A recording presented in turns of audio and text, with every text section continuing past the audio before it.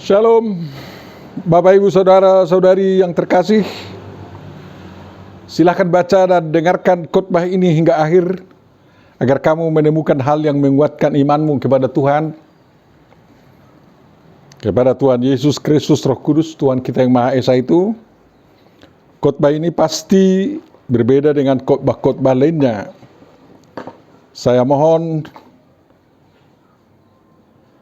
kesediaan Bapak Ibu Saudara mensubscribe, like, membunyikan lonceng notifikasinya, dan membagi-bagikannya kepada sebanyak mungkin orang agar mereka turut mendapat berkat. Berbahagialah kamu karena dengan demikian kamu turut menjadi penyebar kabar baik atau Injil ke seluruh dunia. Rupanya masih banyak orang yang tidak tahu mensubscribe. Mari saling mengajari. Kalau nomor WA aku belum ada di HP Anda, pasti Anda tidak bisa mensubscribe. Agar tampak tulisan merah mensubscribe, harus YouTube-nya atau kode bertulisan biru yang dibuka atau ditekan, bukan hanya gambarnya. Kalau sudah nampak tulisan merah subscribe, tekanlah tulisan itu. Untuk mempermudah, ikutlah peserta dalam WA Group langsung. Terima kasih. Mari kita mempersiapkan diri kita, Bapak Ibu Saudaraku yang terkasih. Damai sejahtera dari Tuhan kita Yesus Kristus,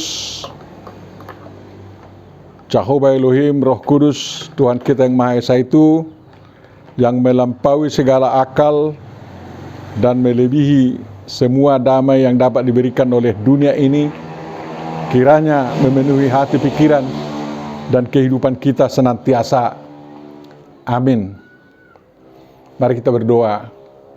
Tuhan Bapa Surgawi, terima kasih atas kesempatan ini untuk kami gunakan merenungkan firman-Mu. Tolonglah kami dalam mengkonsentrasikan diri, agar kami dapat memahami firman-Mu. Kami ingin mengikuti Engkau dengan setia dalam Yesus Kristus Tuhan dan Juru Selamat kami. Amin. Firman yang akan kita pahami dan dari sana kita dengar-dengaran kepada kehendak Tuhan, Jehovah Elohim atau Jehovah Dewata, Yesus Kristus Roh Kudus. Lalu kita mengambil arti dan maknanya untuk kehidupan kita sekarang, ditentukan dari perjanjian lama, yakni dari kitab Mazmur pasal 29 ayat 1 sampai 11. Marilah kita baca dan dengarkan apa disampaikan oleh penggubah Mazmur ini atau dimazmurkan di sana. Mazmur Daud. Kepada Tuhan, hai penghuni surgawi, kepada Tuhan sajalah kemuliaan dan kekuatan. Berilah kepada Tuhan kemuliaan namanya. Sujudlah kepada Tuhan dengan berhiaskan kekudusan. Suara Tuhan di atas air. Allah yang mulia mengguntur. Tuhan di atas air yang besar. Suara Tuhan penuh kekuatan. Suara Tuhan penuh semarak. Suara Tuhan mematahkan pohon aras. Bahkan Tuhan menumbangkan pohon aras Libanon. Ia membuat gunung Libanon melompat-lompat seperti anak lembu, dan gunung Sirion seperti anak banteng. Suara Tuhan menyemburkan nyala api.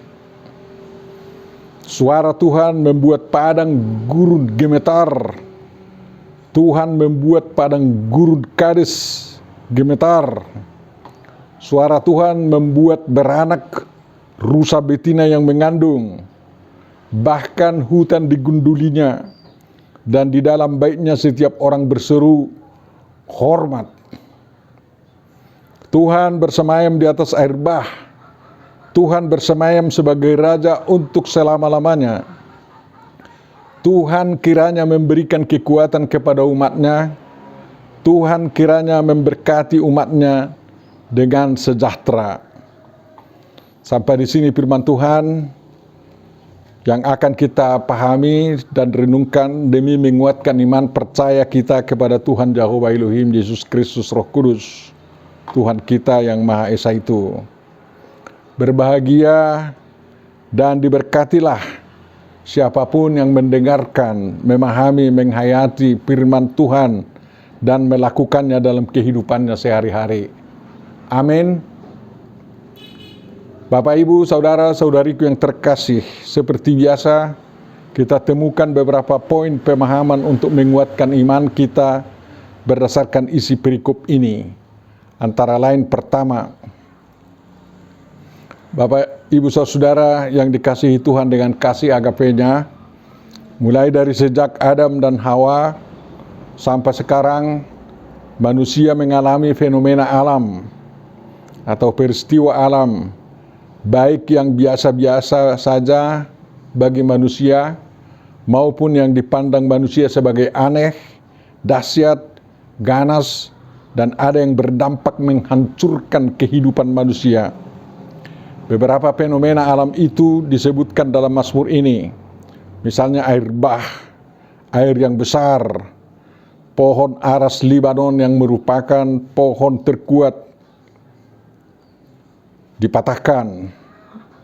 Kemudian goyangan-goyangan gunung atau gempa, tiang api di daerah kaya gas bumi, gurun yang pasirnya bergelombang oleh angin badai, rusa betina beranak. Sebenarnya masih sedikit fenomena alam yang dirilis oleh pemazmur di sini. Di daerah-daerah lain masih banyak lagi fenomena atau peristiwa alam yang lebih dahsyat, seperti letusan Gunung Toba 75.000 tahun yang lalu, dan letusan gunung lainnya, misalnya Gunung Semeru, Merapi, Etna, Sinabung, dan lain-lain. Peristiwa tsunami, dulu disebut air bah, seperti terjadi beberapa tahun yang lalu, meluluh lantakkan sebagian daerah Aceh, Sri Lanka, Nias. Bencana tanah-tanah longsor dan banjir bandang. Peristiwa-peristiwa seperti itu sudah pernah terjadi sejak zaman Adam dan Hawa. Ada peristiwa air bah di zaman Nuh. Yang perlu diperhatikan dalam kehidupan manusia adalah bagaimana manusia atau kelompok manusia yang mengalami, menyikapi fenomena atau peristiwa alam tersebut. Sikap itu tampak dari ungkapan iman percaya masing-masing, dan apa tindakan manusia sebagai reaksi terhadap peristiwa alam tersebut dan terhadap dampaknya. Hal-hal seperti itu dapat dibaca dalam naskah-naskah keagamaan Mesir kuno, Babilonia kuno, Persia kuno, Indian kuno, Jawa kuno, Batak kuno.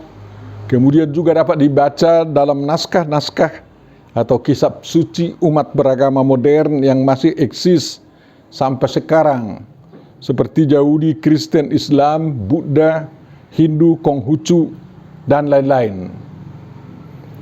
Para ilmuwan modern yang beragama maupun yang ateis, yang areligius, juga memaparkan pemahaman-pemahaman mereka tentang fenomena atau peristiwa alam yang terjadi, dan pendapat-pendapat mereka itu dilepas dari keterlibatan atau diusahakan tidak ada kaitannya dengan apa yang dikenal atau disebut umat beragama sebagai sembahan atau dewa, ilah, Tuhan, dan lain-lain.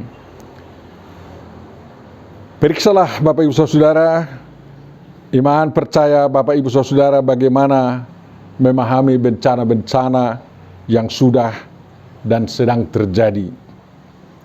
Yang kedua, sebagai kesaksian tentang Jehovah yang membuat ada segala sesuatu, yakni alam semesta, Sebaot, para Bene Elim atau Elohim, para Melakim, para Samaim, langit, bumi, dan segala isinya, dapat dibaca dalam kitab suci Alkitab. Pemahaman umat Tuhan dalam Alkitab tentang fenomena atau peristiwa alam dan segala yang ada membebaskan manusia dari pendewaan kekuatan-kekuatan di balik fenomena atau peristiwa alam itu, dan juga membebaskan manusia dari anggapan bahwa setiap peristiwa alam berdiri sendiri. Kesaksian Alkitab menunjukkan bahwa walaupun Jehovah telah memberikan kuasa atau kekuatan kepada setiap ciptaannya untuk dapat bekerja sendiri, ada banyak peristiwa alam yang di dalamnya campur tangan Tuhan Jehovah ikut serta. Dengan demikian kesaksian kitab suci, terutama Perjanjian Lama, mendorong manusia, Adam, manusia pertama itu, dan Enos atau insan, sebagai makhluk terbatas, menyadari kehadiran Jehovah, menunjukkan kuasanya di tengah-tengah alam semesta. Tuhan ingin menuntun manusia itu memahami peristiwa alam dan alam semesta itu sendiri secara benar dan demi pembangunan hidup manusia. Rancangan Tuhan adalah rancangan keselamatan, tetapi dalam pelaksanaannya terjadi juga penghakiman dan penghukuman. Yang ketiga, Bapak Ibu Saudara, dengan menyadari bahwa Tuhan hadir dan campur tangan di tengah ciptaannya, pemazmur mengajak seluruh ciptaan itu, baik yang ada di surga maupun yang ada di bumi, memberi kemuliaan atau kabut dan kekuatan atau oz kepada Tuhan, kepada namanya yang kudus. Di ayat 1 dan 2, 3 kali pemazmur menyerukan berilah, habu, bentuk kal imperatif orang kedua jamak dari kata yahab, yang artinya memberi. Terjemahan hurufiah ayat 1, berilah kepada Yahweh, hai anak-anak ilah atau bene Elim, berilah kepada Yahweh kemuliaan atau kabut dan kekuatan atau oz. Ayat 2, berilah kepada Yahweh kemuliaan atau kabut, namanya, bersujudlah kepada Yahweh dalam kekudusan yang semarak. Lai mengatakan berhiaskan kekudusan. Terjemahan Toba lebih hurufiah dibanding terjemahan Indonesia, terjemahan baru.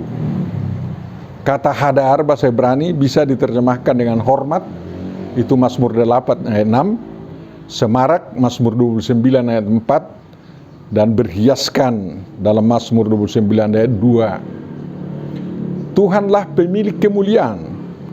Dari hakikatnya Dia mulia, walau tidak ada yang memuliakannya. Kemuliaan merupakan penampakan Tuhan dalam karyanya membebaskan Israel dari perbudakan Mesir dan menyertai mereka dalam perjalanan mereka di padang gurun.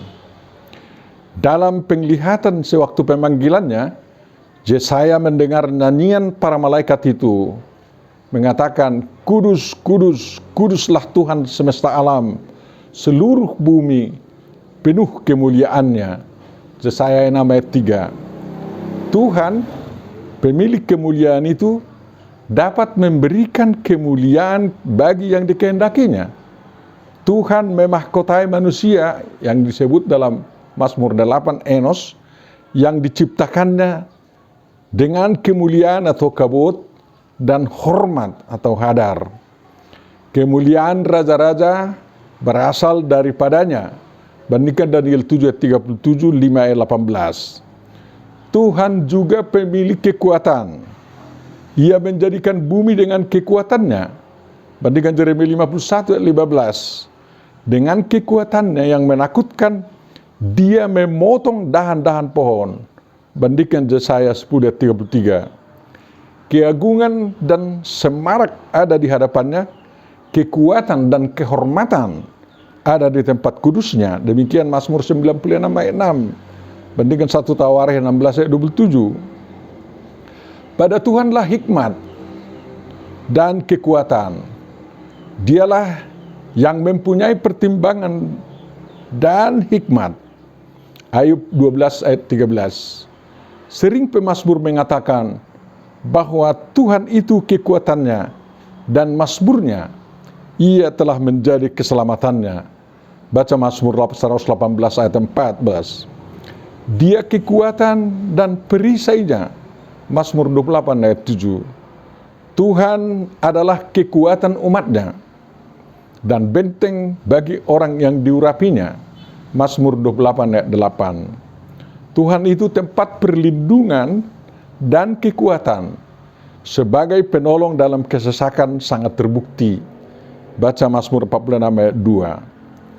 Tuhan memberikan kekuatan kepada raja yang diangkatnya. Bandingkan 1 Samuel 2 ayat 10.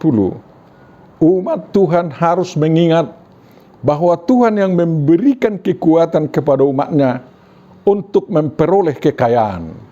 Bandingkan Ulangan 18 ayat 18.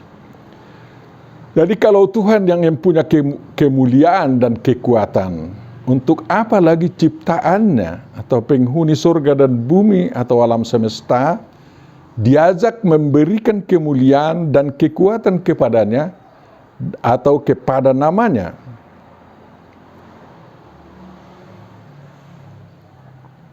Karena, ini jawabannya, karena semua penghuni surga dan bumi demi masa depan mereka bersama harus mengakui apa dan siapa Tuhan, Jehovah Elohim itu, lalu mengandalkan Tuhan dalam melangkahkan hidup mereka bersama dan hidup masing-masing.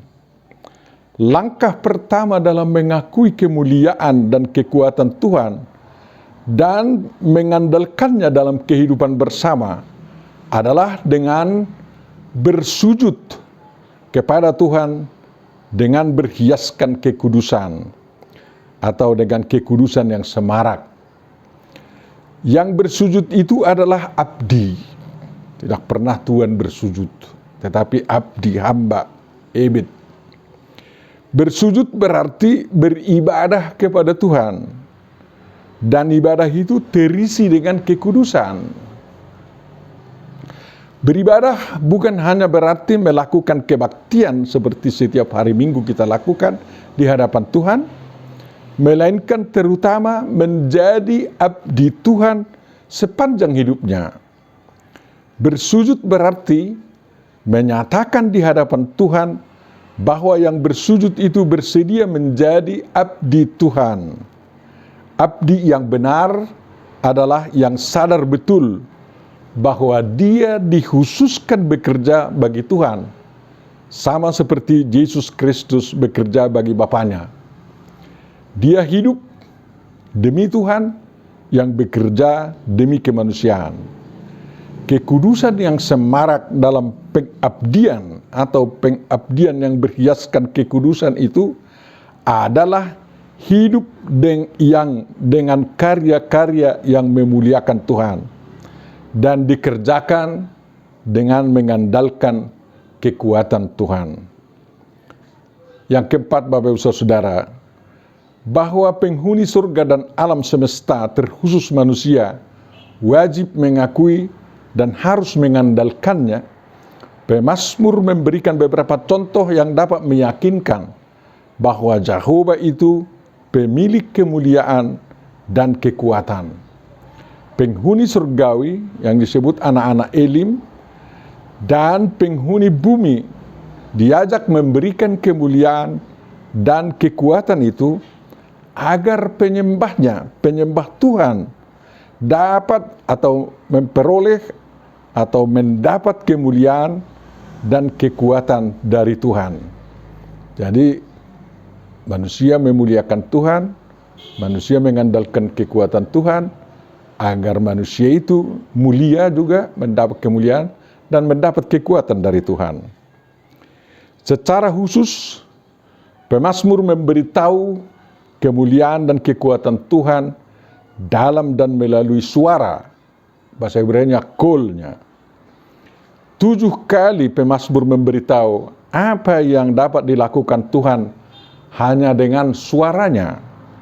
Sewaktu Tuhan bersemayam di atas air bah, seperti pada peristiwa air bah di masa Nuh, dia menyatakan dirinya sebagai raja untuk selama-lamanya. Suara Tuhan ada di atas air itu, dan El-Hakabot, terjemahan lain Allah yang mulia itu mengguntur. Artinya, suara Tuhan itu mengalahkan kuatnya suara atau empasan ombak air bah yang bergelombang dahsyat itu. Sama seperti suara Tuhan Yesus Kristus yang menghardik badai yang hendak menenggelamkan perahu yang ditumpangi olehnya bersama murid-muridnya. Suara hardikan Tuhan Yesus Kristus waktu itu hanya 2 kata saja. Diam, tenanglah. Markus 4 ayat 39. Lalu angin ribut itu pun reda dan danau itu menjadi sangat teduh. Memang suara Tuhan penuh kekuatan dan penuh semarak. Sewaktu penciptaan, suara itu dalam firman-Nya, jadilah terang, lalu terang itu jadi. Kejadian 1 ayat 3. Ketika suara Tuhan mengatakan, dosamu diampuni, lalu dosa itu diampuni. Dan sewaktu suaranya berkata, hari ini engkau bersama saya di Firdaus, lalu orang yang mendengar suara itu bersama dia di Firdaus. Dalam Yesaya 55 ayat 10-11, kebenaran ini dikatakan, sebab seperti hujan dan salju turun dari langit dan tidak kembali ke situ, melainkan mengairi bumi, membuatnya subur dan menumbuhkan tumbuh-tumbuhan, memberikan benih kepada penabur dan roti kepada orang yang mau makan, demikianlah firmanku yang keluar dari mulutku.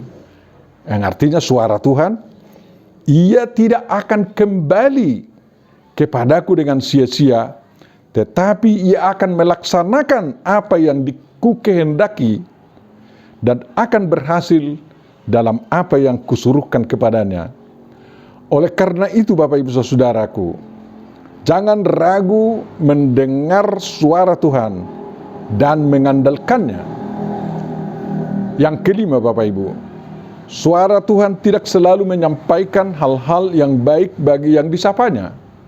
Suara itu bisa saja memusnahkan, menghukum, mengguncang, atau apa saja yang dikehendaki Tuhan terjadi pada yang disapanya. Dengan suaranya, Tuhan bisa mematahkan atau menumbangkan pohon aras, pohon terkuat dan terbaik di Libanon. Tuhan Yesus Kristus pernah menunjukkan kuasa atau kekuatan suara Tuhan itu, sewaktu dia berkata kepada pohon ara yang tidak berbuah, engkau tidak akan berbuah lagi selama-lamanya.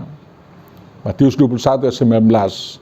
Lalu seketika itu pohon ara itu meranggas atau kering. Di lain kesempatan didorong oleh kekecewaannya tentang bait suci di Yerusalem, Tuhan Yesus Kristus pernah berkata, kau lihat gedung-gedung yang hebat ini, tidak satu batu pun akan dibiarkan terletak di atas batu yang lain, semuanya akan diruntuhkan. Markus 13 ayat 2. Apa yang disuarakan Yesus Kristus ini terjadi sewaktu Jenderal Titus dan tentaranya menyerbu kota Yerusalem tahun 70 Masehi, meratakan bait suci dengan tanah, dan sampai sekarang setelah hampir 2000 tahun belum bisa dibangun kembali. Maka Bapak Ibu Saudara yang terkasih, hati-hatilah. Kita umat manusia sekarang ini pun harus hati-hati agar tidak menjadi alamat suara murka Tuhan.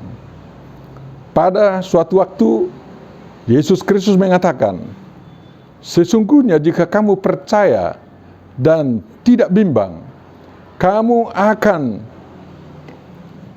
bukan saja akan dapat berbuat apa yang kuperbuat dengan pohon ara itu, tetapi juga jikalau kamu berkata kepada gunung ini, beranjaklah dan tercampaklah ke dalam laut, hal itu akan terjadi.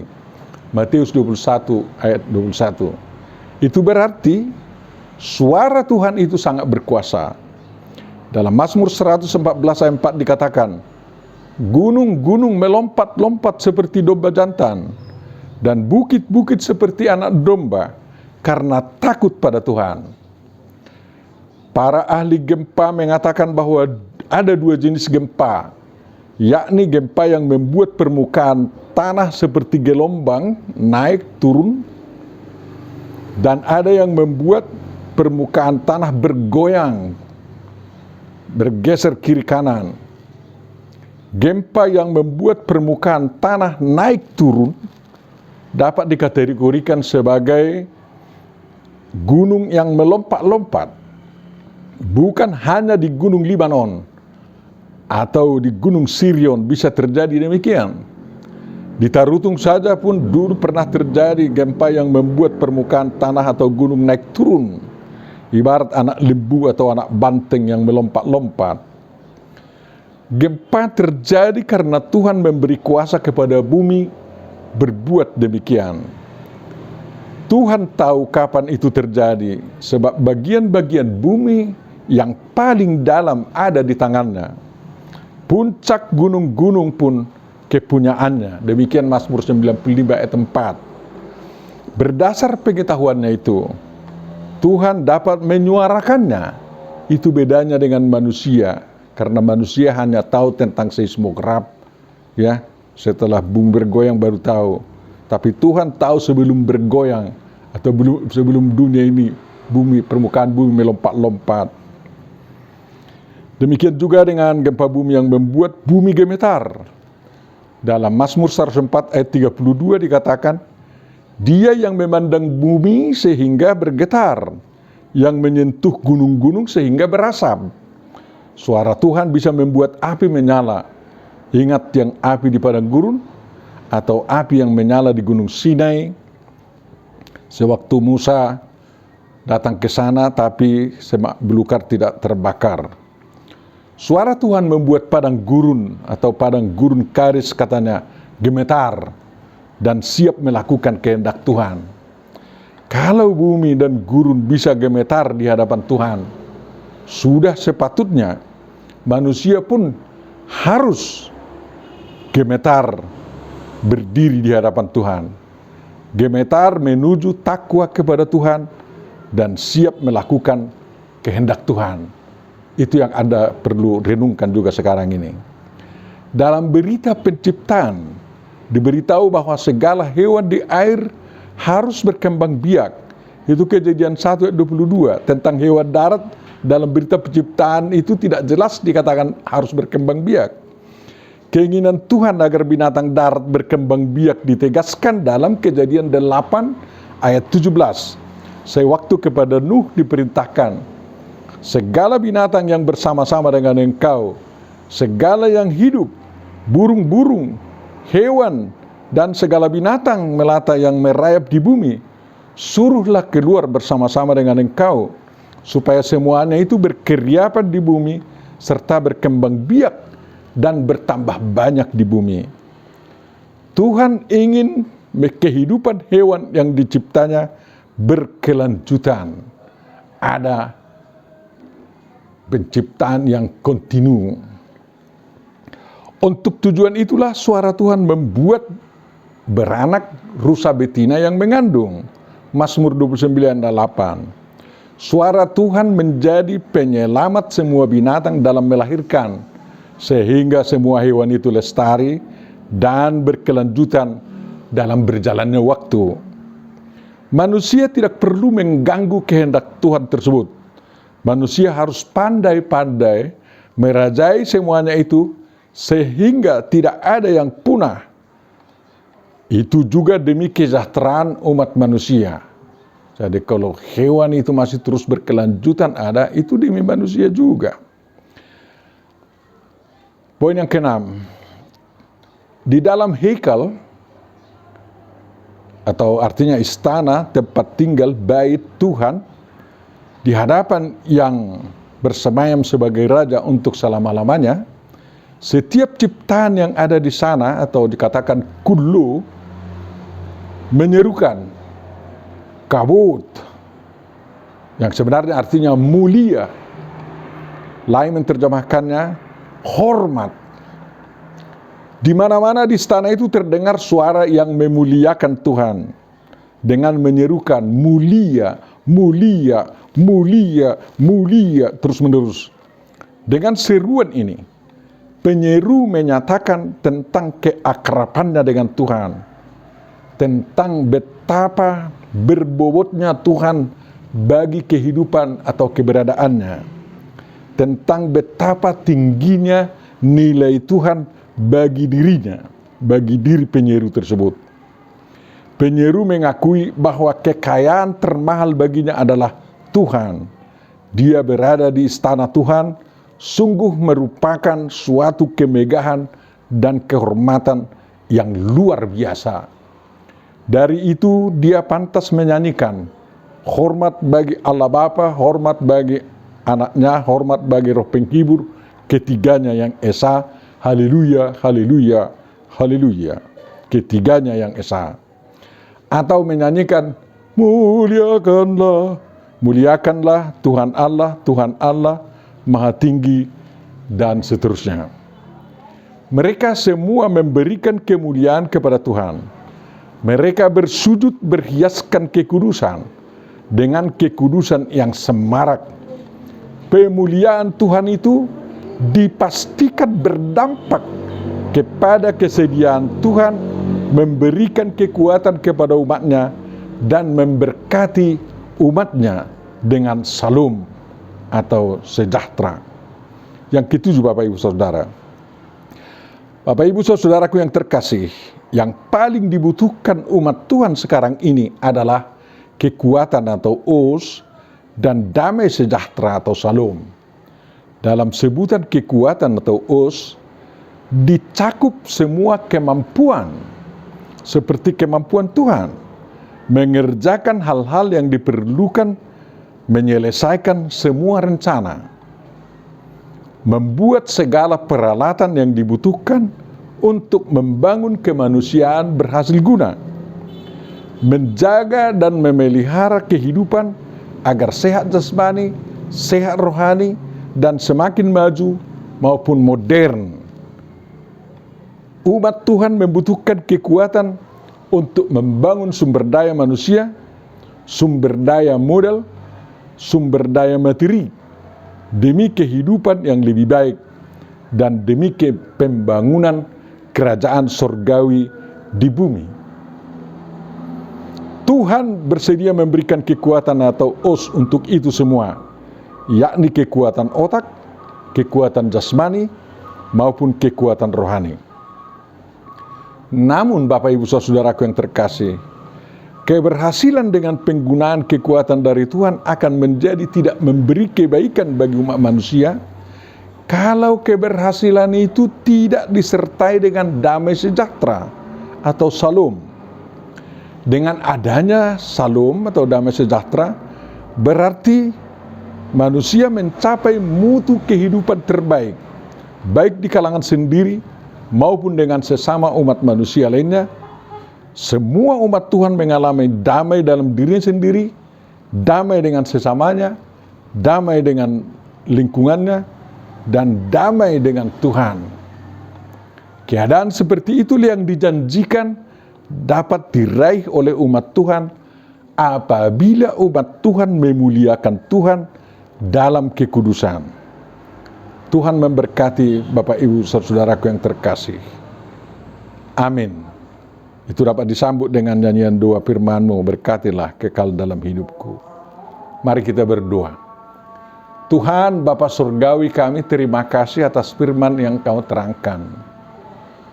Kiranya Tuhan yang memberikan kekuatan dan damai sejahtera itu bagi kami, bagi seluruh umat-Mu, dan bagi seluruh bangsa kami. Terutama Tuhan, kekuatan untuk membangun Indonesia yang masih terbelakang ini, sehingga damai sejahtera atau kesejahteraan dapat dinikmati oleh seluruh penduduk Indonesia dimanapun berada, termasuk yang paling terpencil di pedalaman atau di pulau-pulau terluar. Oleh karena itu berkatilah pemerintah kami dan rakyat kami dengan kekuatan yang daripada-Mu. dengan damai sejahtera yang daripadamu. Dan juga bangsa kami Tuhan memerlukan kekuatan daripadamu untuk melawan COVID-19 yang semakin mengganas ini. Kami tidak dapat mengadu kepada siapa-siapa selain hanya mengandalkan kekuatan-Mu. Oleh karena itu curahi kami dengan kekuatan-Mu ya Tuhan, sehingga bangsa Indonesia terbebas dari pandemi COVID-19 ini. Kiranya vaksin yang telah mulai disebarkan Tuhan menjadi kekuatan yang daripadamu untuk memberikan kekebalan atau kekuatan kepada setiap tubuh bangsa Indonesia sehingga penularan ini dapat dihentikan.